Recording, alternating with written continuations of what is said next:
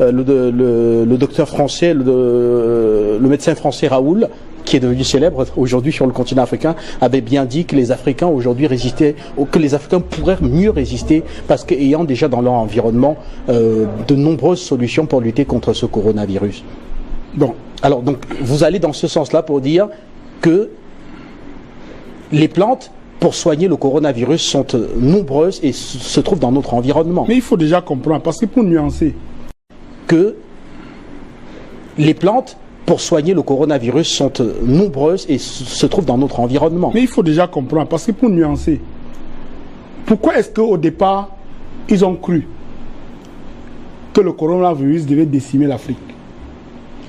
Parce qu'ils savent qu'en créant la psychose, la première chose était de créer la psychose pour que tous les Africains ont peur. Parce que lorsque vous avez peur, vous dégagez, vous obligez votre organisme à produire une substance qu'on appelle l'adrénaline. Et lorsque l'adrénaline est présente, ça rend votre potentiel acide et donne la possibilité au Covid de se mouvoir. Or, c'est là où ils ont échoué. Parce que le fait de dire que qu'on s'attend au pire en Afrique était de créer la panique. Et comme nous sommes montés au créneau pour démontrer aux gens que ce n'était rien et que personne ne doit avoir peur, ça fait que l'Africain n'est pas entré dans ce jeu. Si on réussissait à entrer dans le jeu, même le confinement qu'on fait là, c'est une façon de faire, de créer la panique. Parce que l'être humain qui est libre a l'habitude d'être libre. Si vous le concentrez dans un milieu, vous l'obligez à stresser. Et s'il stresse, il va produire de l'adrénaline dans le corps qui va favoriser le développement du Covid. Or, Raoul, en utilisant le terme l'Afrique s'en sort parce qu'ils sont régulièrement dans les palus et ils utilisent les antipaludiens, c'est trop léger. Parce qu'en réalité, si on vous explique le principe de fabrication de la chloroquine, vous allez vous rire. Vous allez rire. La science nous a trop menti, il est temps que nous dévoilons tout.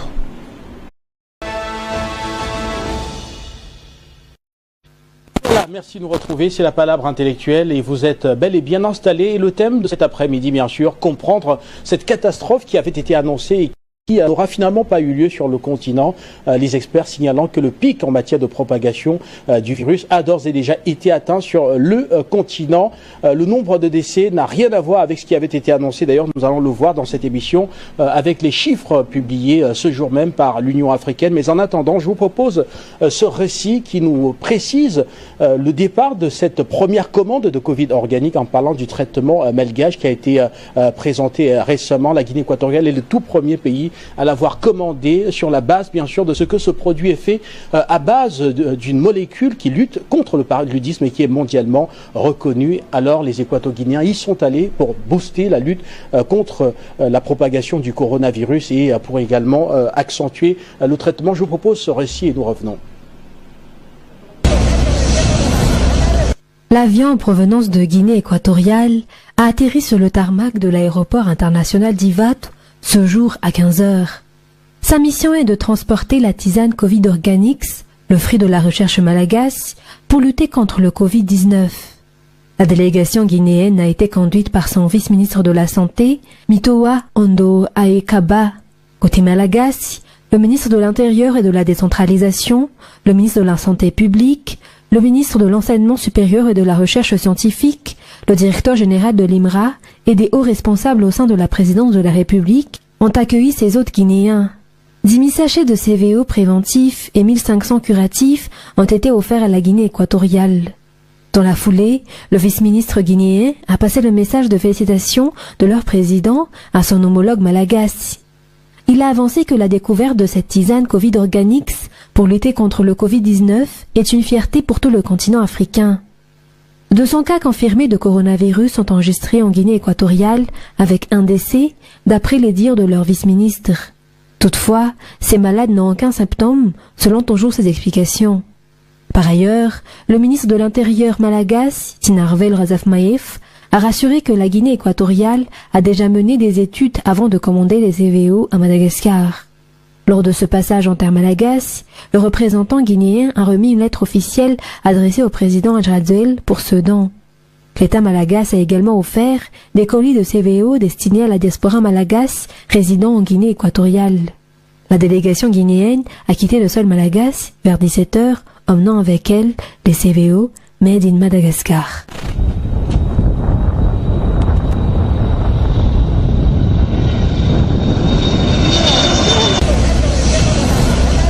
L'avion en provenance de Guinée équatoriale. Sur ce plateau, après avoir suivi ce récit du départ de l'île de Madagascar, de la toute première cargaison de Covid organique à destination de l'étranger. Et ici, c'est la Guinée équatoriale qui est donc le tout premier pays du continent à avoir sollicité le Covid organique pour des raisons. Docteur André Waka, je vous reçois immédiatement sur ce plateau. Vous êtes naturothérapeute et également chercheur indépendant. Donc on se demande pourquoi est-ce que la Guinée équatoriale a rapidement sollicité ce traitement. Il faut dire qu'il est avéré que ces traitements est fait à base d'une molécule qui a été mondialement reconnue comme étant un antipaludien et d'ailleurs qui est utilisé dans de nombreux produits pharmaceutiques pour lutter contre le paludisme. Il s'agit de l'artémicicinine, d'ailleurs qui a valu à la personne, à celle-là qui l'a mise en avant le prix Nobel de médecine en 2015, en parlant bien sûr de la chinoise Zhu Yuyu. Alors, de ce point de vue, est-ce qu'on ne peut pas comprendre cette commande finalement qui vient de la Guinée équatoriale du Covid organique comme étant une solution pour booster la lutte contre le Covid-19? Déjà, je dis déjà bonsoir aux téléspectateurs d'Afrique Média et bonsoir le monde, bonsoir l'Afrique. Et déjà, il faut corriger ce que vous avez dit tout à l'heure.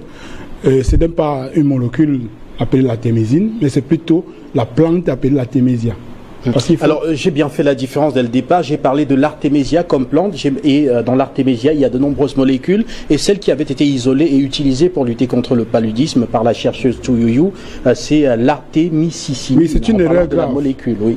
Et non de la plante. Je fais la différence entre la molécule et la plante. Oui. C'est une erreur grave. Mais heureusement, à Madagascar, cette erreur ne s'est pas reproduite. L'erreur est grave à ce niveau. Pourquoi? Parce qu'il faut savoir que chaque entité que Dieu a créée, la vie qui ne réside pas dans les éléments constituants de l'entité. La vie réside entre les éléments.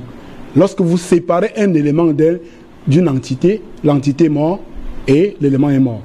Donc, ça veut dire que quoi? Ça veut dire que, par contre, au niveau de Madagascar, ils ont utilisé toute la plante de l'artémisia pour pouvoir produire le produit du Covid-19. Mais ce qui est intéressant là-dessus, c'est que néanmoins, aujourd'hui, les Africains commencent à reconnaître leurs propres valeurs. Parce qu'on n'a jamais mis au sommet aussi grand que ce que nous voyons là, quelque chose qui a été fait par les Africains. Or, parce que si on fait référence au prix que la Guinée offre aux chercheurs au monde, le prix était basé sur la recherche canalisée par le système pharmaceutique. Ce n'était pas basé sur la recherche sur les produits africains. Ici, aujourd'hui, ils peuvent reconnaître qu'un produit fait dans les conditions africaines peut être... Alors, vous parlez là du prix UNESCO Guinée équatoriale, voilà, qui est un prix que offre la Guinée équatoriale pour promouvoir la recherche. Ils n'ont jamais orienté dans la recherche africaine. Aujourd'hui, s'ils ont compris que c'est dans les produits africains que se trouve la véritable science, ça on peut dire bravo. Alors maintenant, je tentais de comprendre avec les téléspectateurs bien entendu ce qui pourrait, parce que la Guinée équatoriale précise que que le Covid organique vient ici en complément de d'autres produits qui sont utilisés dans le système de riposte nationale contre le Covid organique. Alors je tentais de comprendre, n'est-ce pas, la base scientifique qui aurait accompagné cette démarche de la Guinée équatoriale. Rappelez que celui qui a réceptionné cette livraison, c'est le vice-ministre, c'est un officiel, le vice-ministre à la santé publique qui a effectué le déplacement de Madagascar. De votre point de vue, quel est le fondement, je vais dire, au-delà du côté pharmacothérapeutique, quel est le fondement scientifique qui aurait poussé la Guinée équatoriale à agir ainsi? Il faut déjà comprendre que lorsque l'OMS disait la dernière fois que les produits de Madagascar ne répondent pas aux conditions scientifiques, nous avons démontré ici que c'est plutôt la façon que la firme pharmaceutique fabrique les produits qui ne respectent pas les conditions scientifiques. Et nous avons démontré que c'est sur la base de quoi que le président malgache a compris le processus. Il faut comprendre que le Covid-19 est chargé en pôle négatif et ne peut se mouvoir que lorsque votre potentiel est acide. Il est bien vrai qu'on dit qu'il a la capacité de muter, mais il ne peut muter qu'au maximum à 8, au potentiel hydrogène de 8. Je vais vous expliquer plus simplement, parce que je suis en train de parler scientifiquement. Ça veut dire quoi? Ça veut dire que le produit malgache a la capacité de rendre votre milieu basique. C'est-à-dire basique. Or, aucun germe ne peut se développer dans ce milieu-là. Donc, les produits africains, c'est-à-dire que la Guinée équatoriale se base sur cette compréhension-là. Puisque il ne faut pas la nature ne combat pas, ne fait pas de guerre entre microbes, comme on utilise la chlorophylle. Parce que vous expliquez, au cours du débat, il vous expliquez le processus. La nature se base sur l'équilibre. Tout ce qui est incohérent ne peut se mouvoir dans votre organisme que si vous avez donné la possibilité de se développer. Et la possibilité de se développer, c'est lorsque le milieu est acide. Et si le milieu est basique, il n'y a aucune possibilité de que le Covid-19 se développe. Alors, les produits malgaches rendent le milieu basique. Et bien d'autres produits, parce qu'au Cameroun, nous avons des multiples produits qui peuvent résoudre ce problème. C'est parce qu'on ne veut pas mettre en valeur. D'ailleurs, il y a Monseigneur Cléda à Douala au Cameroun, en parlant, je crois, de l'archevêque métropolitain de Douala, qui a affirmé qu'il avait développé un produit qui permettait de réduire ou alors d'éliminer littéralement les symptômes du Covid-19. Non, bien sûr, parce que lui, il est dans la ligne qui lui permet d'être visible. Il y en a plein d'autres. Moi, par exemple, j'ai des produits qu'en 7 jours, j'éradique complètement le Covid-19. C'est des histoires. Le Covid-19, c'est quoi? Il suffit simplement que votre potentiel... Parce que nous avons publié à Internet 2 procédés pour permettre à chaque citoyen du monde où il se trouve d'utiliser pour être à l'abri. C'était la chlorophylle et le charbon actif végétal. Donc, l'Afrique a les moyens. Le principe d'exportation des produits, ce n'est pas ça le véritable problème. L'Afrique a les moyens de combattre le Covid-19. L'Afrique a les moyens. Donc, la Guinée équatoriale s'est basée sur le principe d'équilibrer le corps pour être à l'abri de tout ce qui est incohérent. Voilà. Et également, c'est une deuxième analyse, une première qui a d'ailleurs circulé sur les réseaux sociaux. C'était partant de ce que la Guinée équatoriale est allée sur le principe selon lequel la base, ce sont les antipaludéens, et il se trouve bien sûr que le produit qui est présenté par Madagascar également est composé d'un antipaludéen qui est également mondialement reconnu, donner une chance à l'artémisia, comme une chance a été donnée également à la chloroquine dans de nombreux pays du monde pour lutter contre le coronavirus. Est-ce que ces raisonnements également tiennent de votre point de vue? Mais bien entendu, ça tient très bien, mais seulement il faut faire une nuance. Le monde nous a appris à diviser les choses. La nature ne crée que 2 variétés de plantes. Il n'y a pas 3. Les plantes alcalines et les plantes acides. Or, tous les plantes alcalines visent à résoudre un problème. Parce que les feuilles de eucalyptus, c'est un antipaludien. Les feuilles de Nîmes étaient un antipaludien. Je peux citer plus de 1000 plantes ici qui sont des antipaludéennes. Pourquoi ils sont antipaludéennes? Parce qu'en fait, le palu, c'est quoi? Est transmis par le moustique tel qu'on nous a dit. Mais en réalité, ce n'est pas le moustique qui est la véritable cause. Le moustique vous transmet un anticoagulant. Et cet anticoagulant, s'il trouve dans votre corps les déchets, c'est dans les déchets qui mutent pour devenir pathogènes et créent le paludisme. En réalité, la substance que vous produit le moustique est une substance utile. Maintenant, pour que la substance devienne inutile, il va falloir qu'il trouve un terrain favorable à lui, qu'il mute pour devenir pathogène. Or, toutes ces plantes dont je viens de citer ont la capacité de mettre votre potentiel hydrogène propre pour empêcher à la substance de muter. Pour finir, qu'est-ce qui est antipaludien? Parce qu'il faut comprendre le principe. Le principe est simple. Autant l'artémisia peut faire des résultats au niveau du paludisme, autant les feuilles d'eucalyptus peuvent le faire, autant les feuilles de neem peuvent le faire, autant le moringa peut le faire. Je ne sais pas si on se fait comprendre. Ce qui, quelque part, pourrait expliquer En réalité, si on vous explique le principe de fabrication de la chloroquine, vous allez vous rire. Vous allez rire. La science nous a trop menti, il est temps que nous dévoilons tout. Si vous me donnez la possibilité, je vais vous expliquer toutes ces choses-là. Nous vous écoutons, bien entendu. Écoutez, il y a un système qui s'applique à toutes les entités vivantes. On appelle ça le système homéostasie. C'est-à-dire c'est un système d'équilibre. Si je vous mets, posez-vous la question de savoir pourquoi toute extraction pharmaceutique est empoisonnée. Parce qu'on dit qu'elle est toxique. Toxique pourquoi? Parce qu'on a mis du chlore et tout ce qui est toxique autour d'un comprimé. Pourquoi? Parce que s'il n'y a pas ce qui est toxique là autour du comprimé, il n'y aura pas de réaction immunitaire. Qu'est-ce qui va se passer? Lorsque je prends un comprimé pharmaceutique et que je mets dans la bouche, à partir de ma langue, ça informe le système du corps qu'il y a quelque chose d'acide qui arrive. Et comme ça vient de l'extérieur, l'organisme enclenche un processus de la production de substances basiques pour envahir le corps. Pour protéger que ce qui arrive là ne vienne pas le détruire. Alors, c'est la flore intestinale qui le produit à partir des bactéries, les véritables bactéries comme les bifitus, qui les produit. Maintenant, lorsqu'il est produit, alors, lorsque le comprimé arrive, la toxicité doit être neutralisée par la substance qui a été produite par, puisque la toxicité est chargée en pôle négatif, doit être neutralisée par les substances qui ont été produites par notre corps. Et là maintenant, qu'est-ce qui va se passer? Le germe se trouvant quelque part dans l'organisme, l'oxygénation produite par les substances du corps doit neutraliser le germe. Je ne sais pas si on s'est fait comprendre.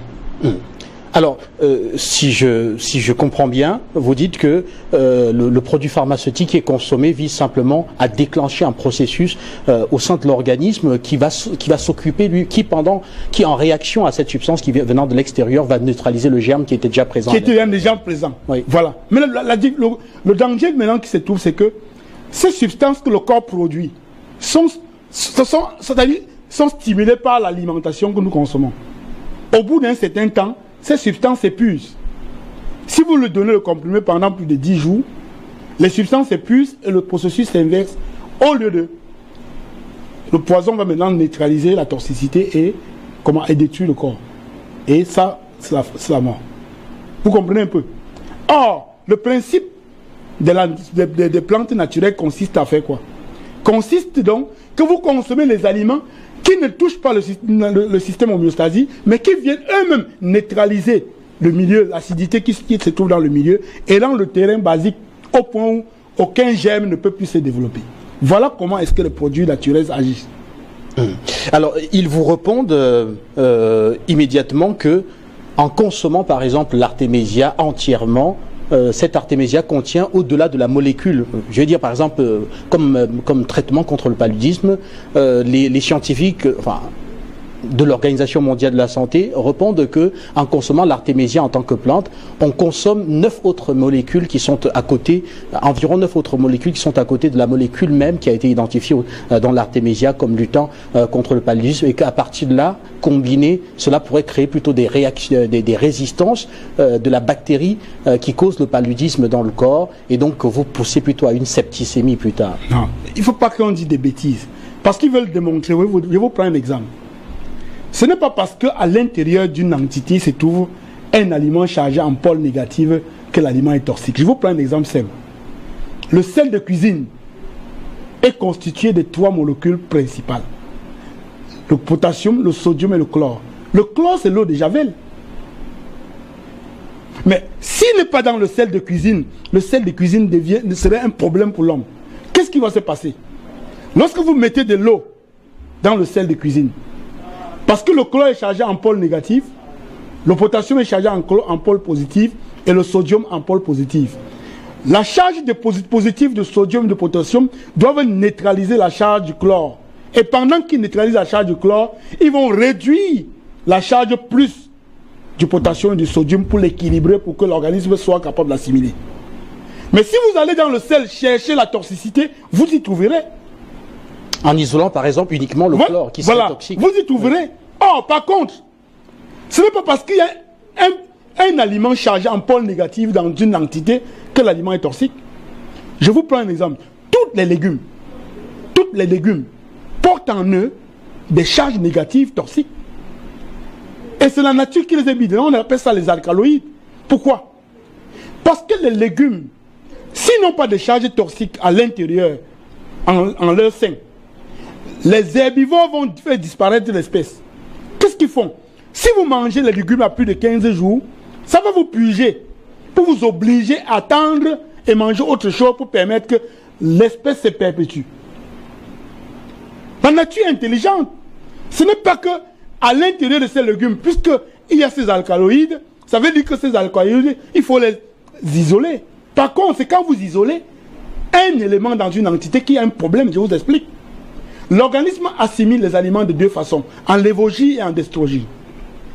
Lorsque vous allez dans une entité, éliminer un élément et vous laissez le reste, parce que la plus petite unité d'une matière, c'est l'atome. Lorsque vous enlevez une atome, vous allez enlever avec les électrons. Or, l'énergie ne s'entrecoupe pas. Cela veut dire que vous avez tué l'entité et vous avez tué l'élément. Et vous consommez en ce moment un aliment mort. Or, lorsque vous consommez un aliment mort, l'organisme ne le reconnaît pas. Et comme l'organisme ne le reconnaît pas, il n'assimile que 20% pour goûter. Et les 80% qu'il a déjà ingéré, il envoie en déchets. Donc, c'est pour dire quoi? Lorsque on vous donne un comprimé pharmaceutique de calcium, c'est parce que les chercheurs savent que vous avez besoin de 25 grammes de calcium par jour. Ils doivent mettre 150 grammes de calcium à l'intérieur. Parce qu'ils savent que l'organisme ne peut prendre que 25% de ce calcium et le reste, 20% de ce calcium et le reste, il va jeter.